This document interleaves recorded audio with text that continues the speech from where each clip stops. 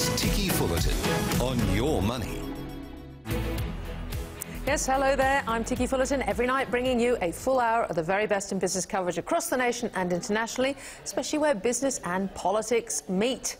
Coming up, will Christmas see a US government shutdown? The game of chicken still going in turkey season, and there's a new shock with the resignation of Trump's Pentagon chief Michael Mattis. Top analysis with White House watcher Professor Ed Blakely. Pipeline Chief Mick McCormack of APA is here, having sealed a new gas deal through the pipe from Victoria to South Australia, and he shares just who on the APA team the board might be looking at internally to succeed him in 2019. Big shoes there. And we run through the most salacious gossip in business for the year that was with the Australian margin calls. Top snoop Will Glasgow. How low can we go? Stick around for that one. Well, it's been a very, very bloody year for many of our top business leaders. And since this is our last show for the year, and since it's Christmas, I thought it might be nice to shout out a few of our thoughts on leaders that have made a good fist of things this year. And the list is by no means comprehensive. Let's start with Mick McCormack. The man himself will be on the show in a few minutes. But what an innings, 18 years running APA, during which he built it up into by far the dominant pipeline operator in the country. Staying with gas, and I think the story of how Kevin Gallagher has managed to turn around the great Aussie oil and gas company Santos, fending off takeovers, riding through pressure from government sticks being waved around. Pretty impressive too how Peter Coleman at Woodside has managed to get Chevron sharing infrastructure. That's rather against industry form, isn't it? Now look, in retail, Premier Investments and Solomon Lew, which the Australian's retail reporter Eli Greenblatt reckons will end up with Myer sometime next year. What a fisticuffs that has been with the Myer board. It's also been Transurban's year under Scott Charlton, who has taken the business to new reach, convincing the ACCC's Rod Sims to allow it to buy Sydney's WestConnex. It is the big, big dominator on the toll road front. Now, who could forget the stellar year of the unflappable Nicholas Moore, who hands the reins over to Shamara Wickramanayake, and they've reinvented the Millionaire's Factory post-GFC. And Nicholas Moore, who sailed through the Royal Commission, remember. I think TPG's David Teo should get a mention for his clever merger with Vodafone, assuming Rod Sims lets it all through. And don't forget, Rob Milner had Soul Patts with its holding in TPG and a few other sectors, which continues to deliver for shareholders a good spread of risk and a pretty good share price this year. Now, what a remarkable fellow Sanjeev Gupta has turned out to be at GFG. He had the PM, Bill Shorten, and the South Australian Premier down at Whyalla recently, soaking up his growth story for the region. Paul Perot has CSL, is a perennial performer for his investors, and the really big force to enter the psyche in business this year, Australian supers Ian Silk and IFM investors Brett Himbrey, both of whom seem pretty unstoppable force given the dud year had by retail super. Look, there are many others. The point I'm trying to make here is that, thanks in no small part to the Royal Commission and lack of government policy in areas like energy, we've had huge coverage of the bad and the ugly this year, with far less of the good. And there is still plenty of good around, really. The person of the year, though, in terms of impact on the business community, well, it's got to be, hasn't it? Rowena Orr, the blisteringly brilliant Queen's Counsel. Surely she's got to be a Mardi Gras float this year.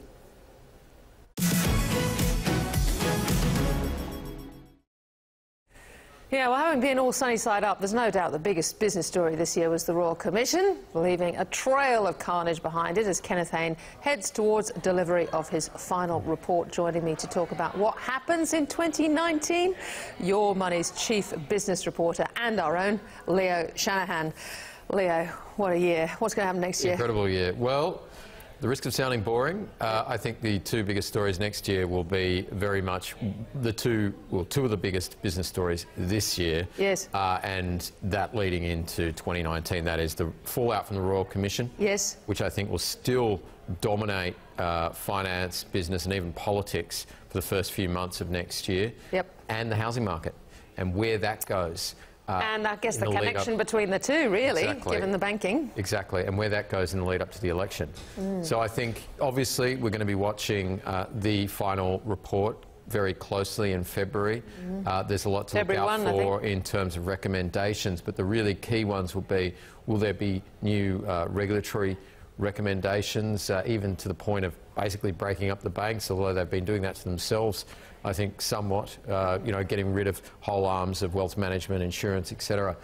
But also, will there be recommendations, specific recommendations in terms of criminal action against individuals and banks? Right, right. And presumably, I think we've said this again, one thing for the banks, they can retreat to banking, but there are institutions out there whose business models could be really exposed. Well, look at AMP and IOOF. I think two financial institutions that have a lot in common and have made the last few years, you know, it was really wealth management that really was getting them over the line.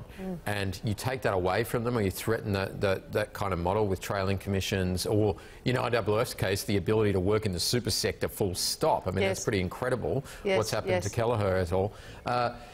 You know, how can these businesses actually survive? Well, I think Francesco Di Ferraro, the new head of AMP, has his work cut out for him. There's enormous work cut out for him. And look, the one to watch next year, hot tip might be an AMP buy, I think, as far as might get break up and buy, or buy? Break up and buy. Well, I think it'll be broken up, large parts of it. But insurance is gone, of course. That was a big story this year as well. Yeah, but it's wealth business. I think a lot of people might still see some value in that. Look, another big, you know, known unknown, if I can put it like that, is the federal election, isn't it? Yeah, well, I think the housing market will play a huge role in that. If there is any soft underbelly for Labor, is anything that could actually make them lose what is increasingly looking like an unlosable election. It's their negative gearing policy.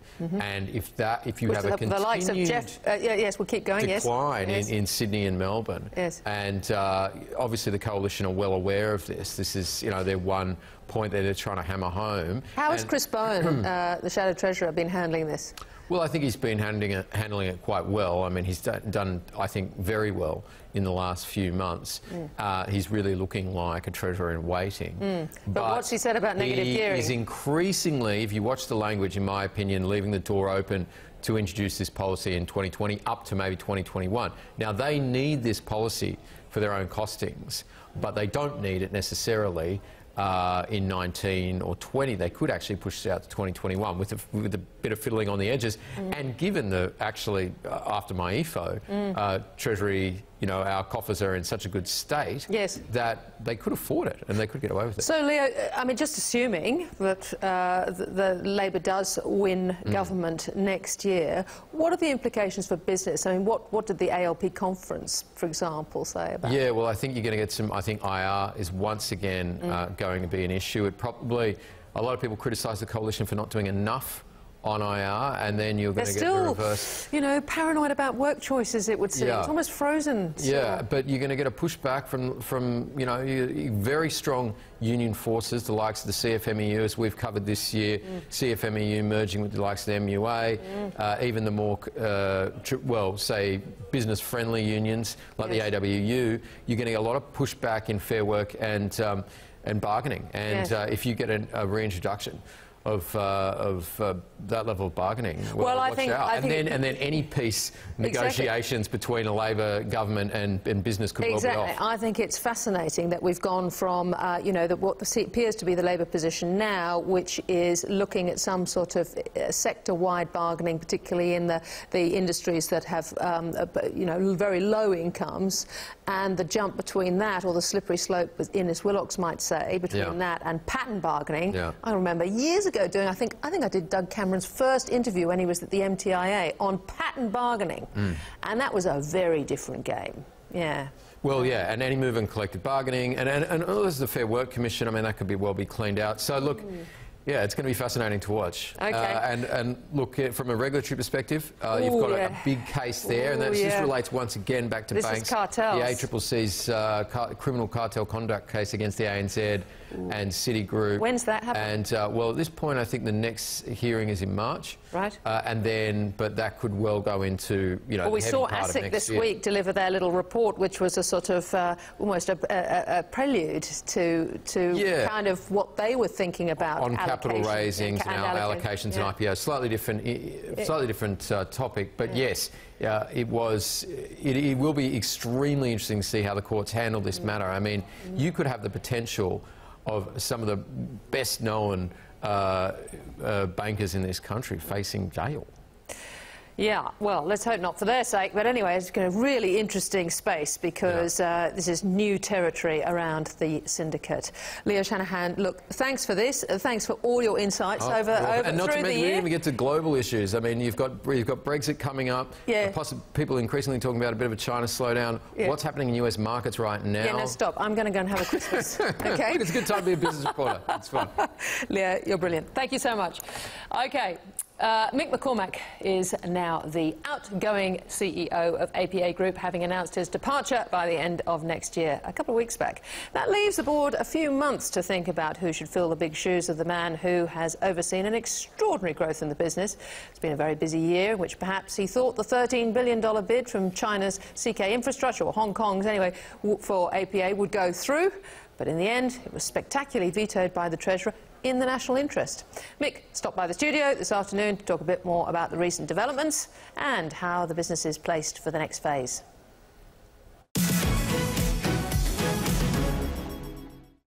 McCormack, here we are, the last show of the year. Thanks for coming in. My pleasure, Ticky. OK, so the big news in the last few weeks, of course, has been that you have decided to throw in the towel after these 18 years. What made you decide to do it? Look, nothing in particular, but, you know, I was one of the original 6 people that started APA. When it was how big? When it was 6 people, and enterprise value, say, $1 billion, just under $1 billion.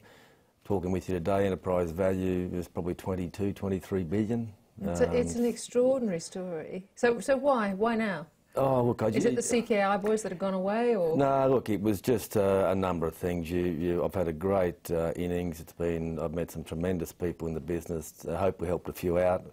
But I've also got a family that's now left home. I've got a wife I haven't seen much for the last 33 years. And a drum kit.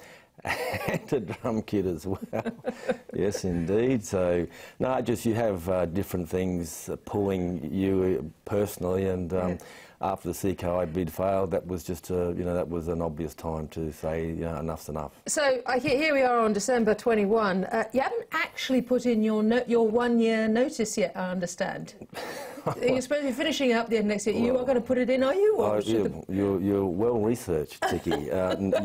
Yes, I'm on national TV. No, I haven't written the letter yet, but it will be dated 1st of January 2019. Right. And that starts the 12-month notice period. Do you reckon obviously succession planning will be a huge focus for the board the next 12 months? Do you reckon you'll be leaving front half or back half? How well organised are they? Well, I need to be careful. I don't want to preempt the board on anything, but just on succession planning, I've often said, particularly in the last few years, APA has the best management team in the country in what it does. So I've done, as far as I'm concerned, I've well and truly done my job in ensuring that there's a good pool of internal candidates. Right. So who are these? I mean, there's Ross Gersbach, is that right? Yes, Ross Gersbach. So he does strategy? He's been doing strategy. Government relations, the all-important government relations? He's been doing that very well for a long time. Yeah, yeah. Who else have we got? Navanka? Yes, Navanka Codevelle in the executive team, very talented woman.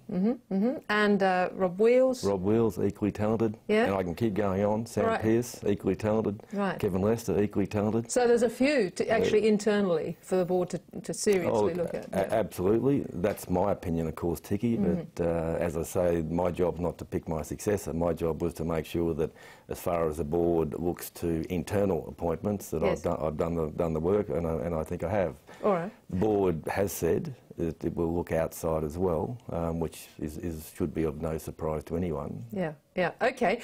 You've still been working all the way up to Christmas. I see you've just managed to secure the new SEA gas contract. Tell us about that. What is it, and why is it important? Well, we own that pipeline jointly with RES, 50-50. Yeah. Very important because that pipeline was commissioned in 2004, and the contracts that have been announced today if you like, their contracts that have refreshed the original foundation contract. Now, this is a pipeline from Victoria south to South Australia. And it supplies about half of Adelaide's gas. Yeah. So how full is that pipeline in terms of being with these contracts, it'll be contracted to at least 80%. In excess of 80%, so we're very happy about that, and yeah, I bet you are. Very happy that it sends a signal to all concerned that gas continues to play a very, very important role in the energy mix. All right.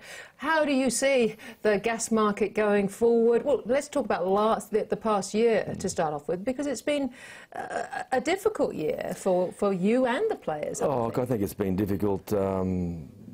Indeed, at times, been pretty bruising for the industry. You're facing some pretty interesting sentiments on the regulatory front, the interventions, the lack of bipartisan support for an energy policy, and the only thing I want for Christmas, Ticky, is there's an election happening. I just hope that out the other side of that there will be bipartisan support. Yes. For an energy policy that extends longer than one term of government. What did you think of the COAG meeting last week? Again, given there's an election coming and, read the tea leaves, I think there's probably a view in industry that there's not much point in expecting things will happen. This side of the election.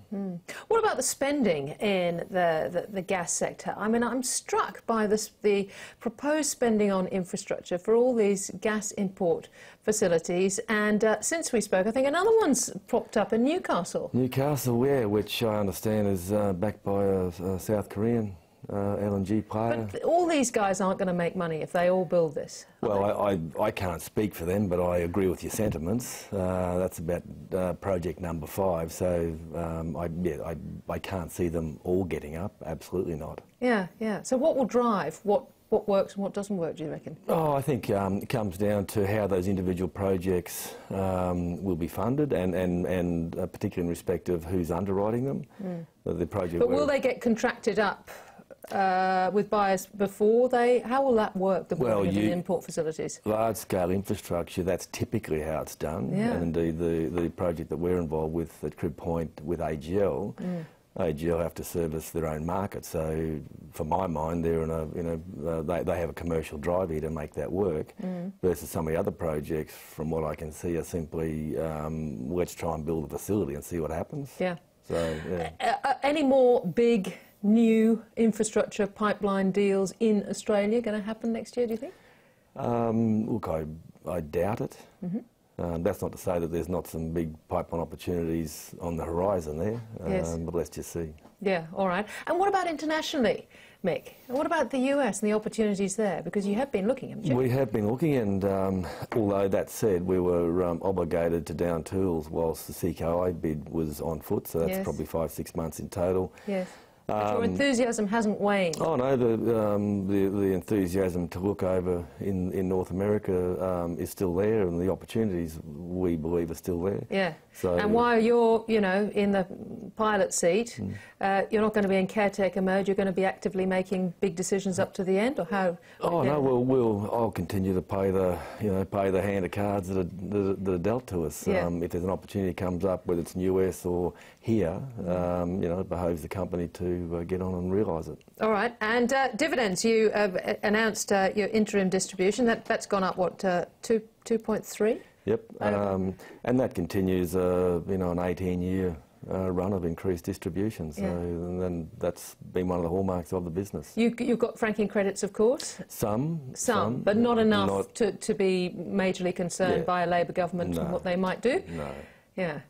In respect of those franking credits, In respect of those franking credits. But any other big investment on the capital front, be investment plans for next year? We'll in FY19, June next year, we'll complete about a $1.5 billion growth capex spend that's run over the last 3 financial years. So we have spent a fair chunk of capital. And beyond that, we still see $300-400 million a year, absent the big projects. So, as a business model, do you think that you'll get to a stage within Australia that you will just be, as big as you can be? because you're pretty big now.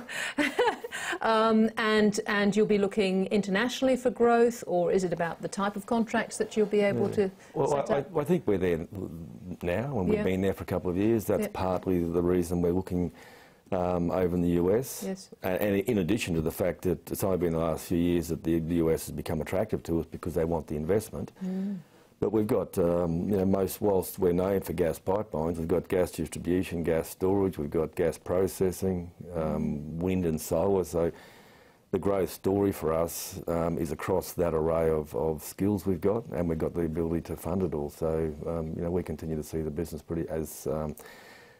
fairly promising in respect to the continued growth. And I acknowledge that when you're a smaller company, $500 million of growth is, relatively speaking, moves the needle. When you're much bigger like us now, $500 million a year is it's a bump. But more importantly, it is a bump, a positive bump. I'd rather have any growth than no growth. Yes, wouldn't we all? Well, let's hope we see more of that next year. The good news is that you're going to be around for me to talk to you next year. So a very happy Christmas and look forward to all the action that comes next year. Thanks. Thank you, Ticky.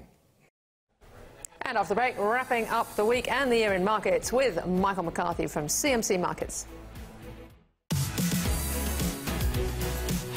You're watching Ticky on Your Money. Now, back to Ticky. Yes, welcome back. Well, the battle for Australia's second largest hospital operator appears to have all but ended. Never know with these takeover deals, but with Canadian investment firm Brookfield Asset Management emerging as the winners. Healthscope has indicated it's ready to give the green light to Brookfield's $4.5 billion takeover offer. The Brookfield bid trumped an offer by a consortium led by BGH Capital and Aussie Super. Brookfield's offer of $2.58 a share proved more competitive than the BGH bid, which had valued the company at $4.1 billion. And on that, plus the other big market-moving stories over the week, perhaps the year, I'm pleased to welcome back Michael McCarthy from CMC Markets. Michael, do you think it's all over now with Healthscope? I definitely do not, and the market... I reckon there I was reading, I thought, no. No. Well, the market agrees. The market doesn't think there's a deal here. The stock's trading around 220. This bid's at 245 or 258, depending on how you construe it. So the market's still applying a big discount here. Now, is this because the board, under Paula Dwyer, is thinking, no, we're going to stay, we're not going to have any suitors, thank you very much, we can do better than this, just on our own, which has been their approach so far? Or do you think there's going to be somebody else coming back, or indeed Ben Gray comes back again? Well, I think traders today were responding to signals that the company itself sent. Healthscope told us that they thought Brookfield's due diligence was all but complete. Yes. But they also told us that BGH were ready to start due diligence at any time. Now, they've extended the exclusive window for Brookfield to the 21st of January. But that means BGH is there waiting in the wings, and the company was the one who told us about it. So it sounds to me, although Brookfield have done their due diligence, they might not be as close to a bid as we got the impression from today's announcement. Well, that is... that's very interesting. So that'll be rattling along. No one's going to have a Christmas in that department, I wouldn't think. Oh, no.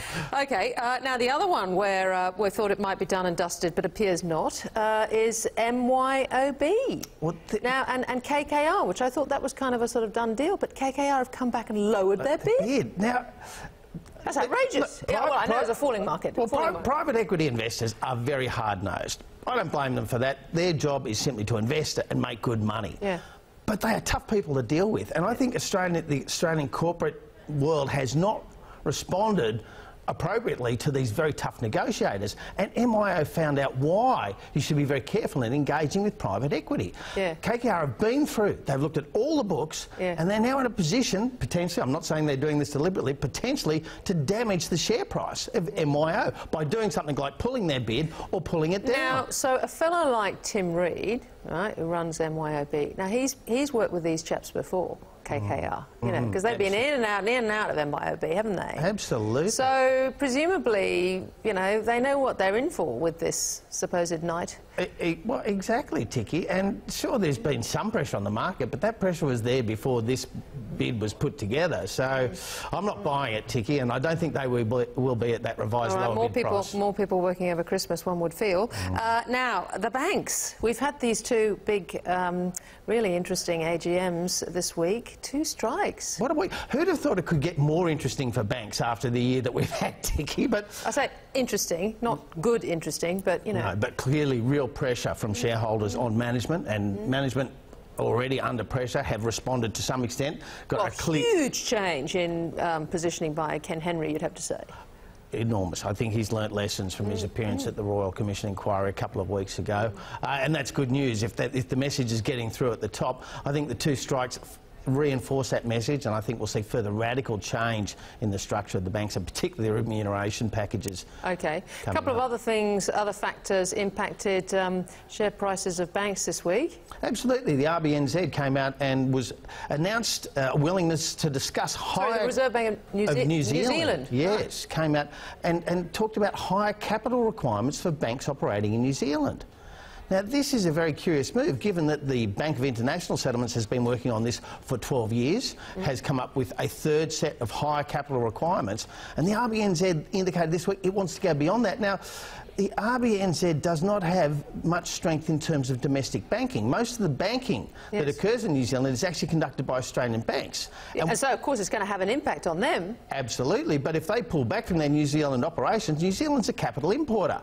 So it's got a major issue here, and I suspect that these discussions might eventually lead nowhere, but it didn't stop it from having an impact on trading on Tuesday. The banking market was sold down more than 1.5% on that news. So. Yeah, and so it didn't really help that APRA took its foot off the throat.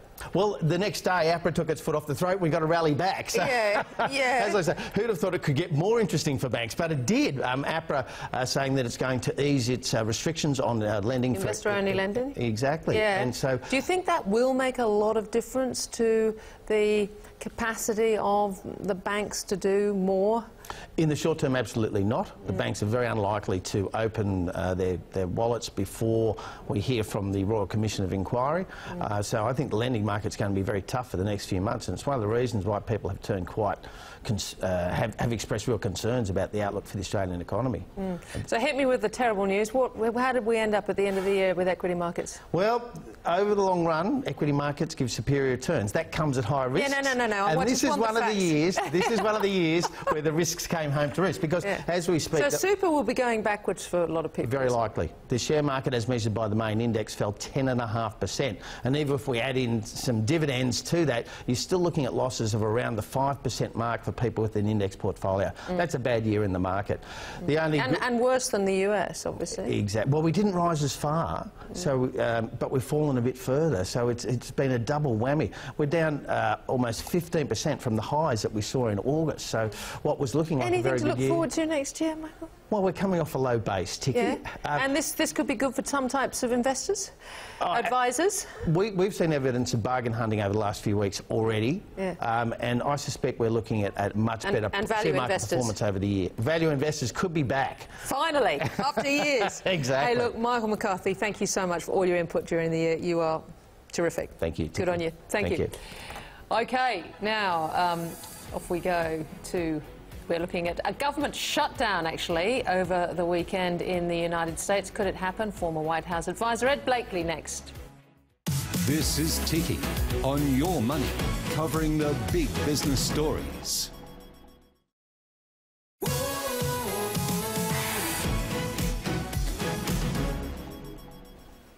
Welcome back. Well, it may be nearly Christmas week, but you wouldn't know it over in Washington. US politics is in a frenzy as we stare down the barrel of yet another government shutdown over the break.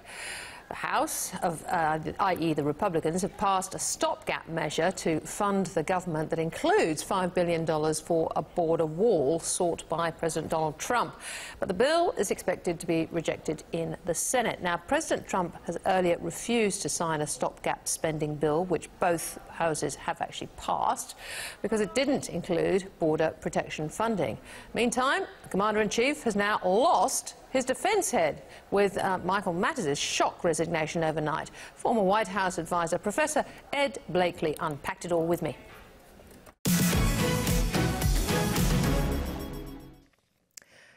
Professor Ed Blakely, thank goodness you're here for the last day of the year, because there's so much been going on. Tell me first about the government shutdown. Well, I wish I could tell you. There's a bill now. Yeah. It's passed by the House. Yes. This is So the they'll just send Republicans have given Donald Trump the money. The money for the wall. It'll be going to the Senate, Yes. where it will not pass. So what does this mean for... So there won't be any resolution to a shutdown ahead of Christmas? It doesn't look like it. Now, they may call a late-night session. I think Donald Trump is on perilous ground here because it'll be his shutdown. There'll be no reason, because both houses will have approved something. And if he shuts down the government, it'll be his shutdown. And it'll be at the wrong time. Both the season's wrong and also the issues are wrong because it's only over one issue, the wall. So he most tweeted Americans out... don't affect... Right, well, he tweeted out, Democrats, it's time to come together and put the safety, capital letters, of American people, capital letters, before politics, capital letters. Border security must become a #1 priority. It is not a #1 priority. All the polling shows it is not a #1 priority. It's only a #1 priority for him. And this is not to do with the national security, because a real terrorist flies first class. He doesn't need to go in business class or even in coach. Think of the terrorists. They are either American-born, yes, or they're people of means, so, not people crossing the border. So this is really a scam. So if we come back to some sort of shutdown, people are talking about a partial shutdown of things like public toilets and national parks, the State Department, passport processing, internal revenues, and maybe food and environment checks. But apparently there is enough money going around to keep the mail going and things like that. Partial shutdowns are bad too, right. Because that means the Social Security checks and things like that don't get out on time. The Veteran Administration is very much affected by this. Fortunately, a lot of people are on leave, so it won't be that desperate a situation, but it has to be solved by early in the first of the year. Meantime, this has been completely overshadowed by a spectacular resignation, Ed. Yes, the Secretary of Defense. Now, here was one of the real grown-ups. Remember I said Michael Mattis, yeah. Yeah, Michael Mattis. I said Michael Mattis, Kelly, and Pompeo, real adults who are running the government of the United States. Now we're down to one adult, Pompeo. Clearly, the president is in his playpen by himself. So, and this is dangerous. So Mattis resigned for what Over reason? Syria. Over Syria. Syria. We had promised our allies that we were in Syria for good, to save the Syrian militants, to ensure the ISIS would not take over Syria. ISIS needs a base, and Syria was the base they were looking for. Now the president says they're defeated. No one agrees. No one at all. Not the CIA, not Mattis. Apparently not the Prime Minister of Australia either. Not the Prime Minister of Australia, yeah. Who's in Iraq, I believe, at this time. Yeah. So there isn't anyone alive who believes this. Now, this was clearly for Putin. This was clearly another shot to Putin, to bow down to him. Okay. So obviously, Putin has something on Trump that Trump needs. Wow. Okay. So in the meantime, we know that Trump is now guilty of campaign violations with, Daniels and the McDougal cases. We've got Michael Flynn, Trump's first national security advisor, looking at jail time. Yeah. That's right. Now, Michael Flynn is an interesting case. Remember, because he was around the president leading up to his presidency all the time. So he was in a lot of meetings where the whole Russian issues were discussed. And apparently this federal judge is not satisfied that Flynn has come across enough. Now, when Mueller's satisfied, one would think that's enough. But this federal judge says, basically, you may have committed treason here. Yeah, this undermines everything this flag over here stands for, he said. That's right. Yeah. And I think the fact that Mueller is getting people for these, what you might call cosmetic offenses, isn't going over anymore. So Ed, when is Mr. Mueller going to put his cards on the table? As soon as the Democrats come in, after the first of the year, they will be fully in charge of conducting investigations in the House. And so he has to put his report, even pieces of his report, to them and their committees. and they'll be able to do the rest of the job. So watch out for the fireworks then in the new year. Ed Blakely, great to talk to you. Thank you so much. Happy Christmas. Thank you. And I think we should have an interesting new year. Indeed, sir. Well, 2018 has been the year of the trade war, a showdown between America First President Donald Trump and China First President Xi Jinping. The back and forth between Trump and China rocked global markets and has had severe implications for growth. Will 2019 be the year of global recession? That's a big call, surely. Well, for more on the year's biggest economic events and what to expect in the year ahead, let's bring in Tracey McNaughton, Head of Global Macro Strategy at Wilson Advisory. Tracey, we can't possibly be there for a global recession. We can't. That's not coming our way. No. I don't think 2019 we're going to see a global recession. But growth has come off, though, hasn't it? Growth certainly has come off, and it's going to continue to come off next year. I think 2020 for the US is going to be a tougher time, I think, for the US economy. But certainly I've been surprised, actually, at just how quickly economic growth has come off in Europe and also in China. And obviously China is definitely affected by this trade war issue. It's so interesting just looking at how Jerome Powell managed his dot plots in the last week, pulling back a bit from the number of... I know the market wanted more pullback. Yes. But equally, you'd think that the macro policy around the world has been very important for markets this year? It's been, I think, it's been the key driver of markets, monetary policy, and in fact what we've seen in general is monetary policy around the world has tightened. So if you look at all of the interest rate moves across all of the central banks that we monitor, 2/3 have been tightening, so increasing. 2/3? 2/3. Have been increasing interest rates. And of course, the most important being the US and the Federal Reserve there. Yes. And I think this has a really important effect on the economy because credit is the blood that pumps through the economy to make it grow. And so if the cost of that credit goes up, then eventually it's going to affect certain parts of the economy, and that's what we're starting to see now. Of course, the other central bank for us that's really important is our own. Well, where do we think we're going with this? The Reserve Bank has been very quiet this year, and likely to be quiet again next year. Do we still think that the last minutes reflect the bank's thinking? In other words, that the next move will be up, it just is delayed, or the growing cause for the next move to be down? I wonder if there's a little bit of jawboning there, trying to boost the market and project confidence, which is what the Reserve Bank tends to do. I think they will have to revise down their forecasts and their expectations. They do seem a little bit too high. I think the housing market is coming off a little faster than what they thought. Yes. And certainly now I think the Reserve Bank is looking more optimistic than even Treasury in the All right. Well, that might be a few alterations next year, perhaps. Now, trade. Where are we going with trade, and how's that going to impact Australia? Trade has been a big issue this year, and I think it really started to affect the emerging markets really early this year. April, May, emerging markets, and remember, emerging market currencies were tanking and falling quite significantly because I think most people were probably quite surprised at the extent to which this trade war has grown. Economists is that why that sort of spilled into equity markets, emerging markets as well? I think so. I think the impact that it's had on China's growth, the impact that it's had on global trade, and now impacting emerging markets. The other thing too that is affecting the emerging markets is the increase in the interest rates in the US, and that's had an impact of strengthening the US dollar. So that really has negatively affected emerging markets. If you think about the MSCI Emerging Market Index, it was down some 16 or 17% this year, so it was the real laggard this year. And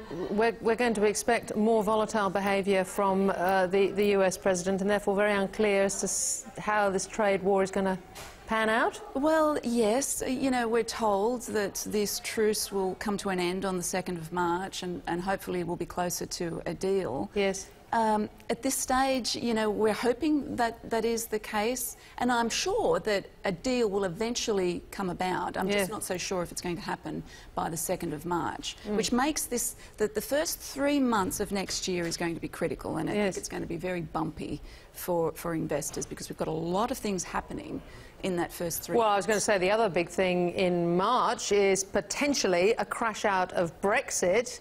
Now, both sides, Europe and Britain, seem to be at last spending some money on what might happen if there is a no deal. But we're just looking at what's happened with 3 days in Gatwick Airport when a loose drone is around and what it's doing. Goodness knows if they're not prepared for a Brexit. Well, and we saw, you know, the scenario painted by the Bank of England. I mean, it's a disaster scenario if they do crash out without a deal.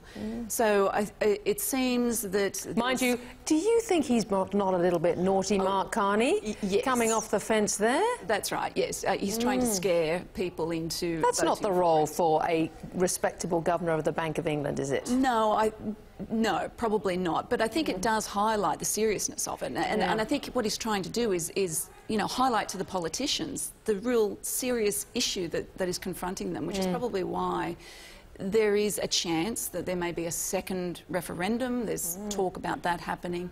The other path that they could go down is to delay or suspend Article 50 and push it out. Yes, well, the Court of Justice has given them that, hasn't it? Yes, that's right. So there's still a couple of options there, but gee, they're running out of time. OK, so then we've got Italy, of course, just a small issue there. Italy, yes. Well, Italy, I think, is always going to be an issue. Thankfully for markets, mostly it was confined to Italy and you know, the bond yield there. I think for now it seems to be resolved, but, you know, with populist government... And I think people forget how big Italy is. It's a huge debt market. Yeah. It's a very big debt market, that's right. Although not a lot of foreign investors own the Italian debt market, and so it's, you know... Contagion is not... a little bit. All right.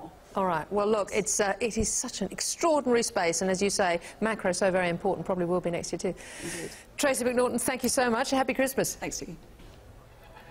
After the break, the year in gossip with the Australian's margin call editor, Will Glasgow.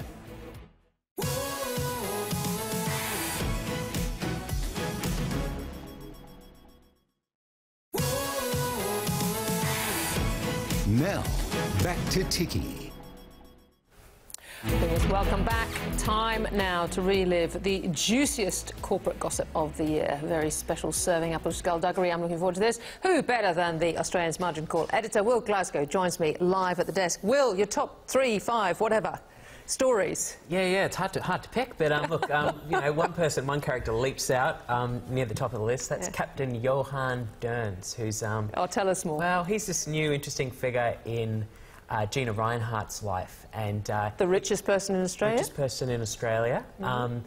He, you know, something became official in their partnership this year as he was appointed on the board of the Kidman Foundation. Sorry, the Kidman's cattle company. Yes. Which is a bit odd because by day, Captain Johan is he's a Norwegian sailor who is the master captain of the World, this private cruise ship that Gina Rinehart has a cabin on. Yes. So she met him through that, and they've become good friends.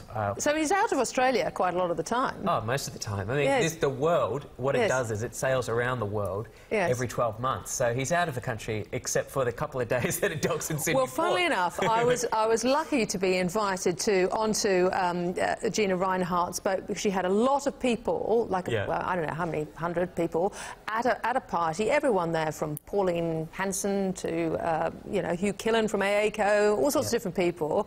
And he was by himself, and I just marched straight up to him and said hello. We had a brief conversation about salmon fishing, but it's very hard to know, you know, what role he does have.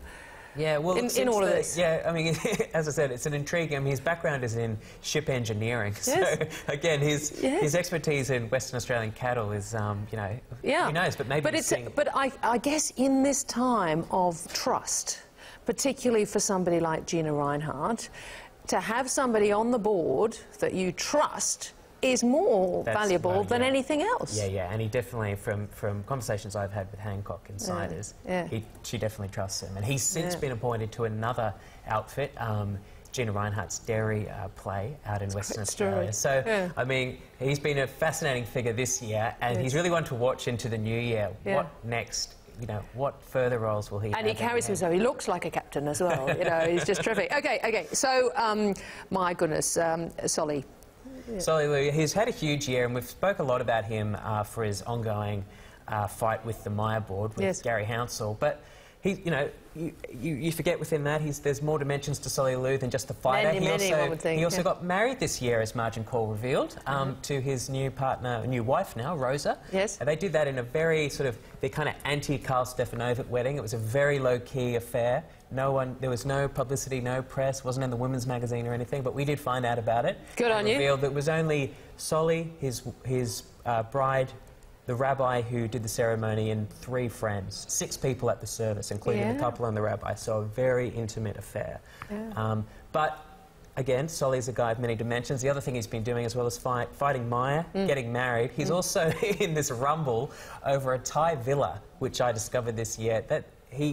Solly thought he had an agreement to buy a villa in Phuket for $7.2 million off a guy called Kai Nagalawa, who's actually on the Credit Suisse board.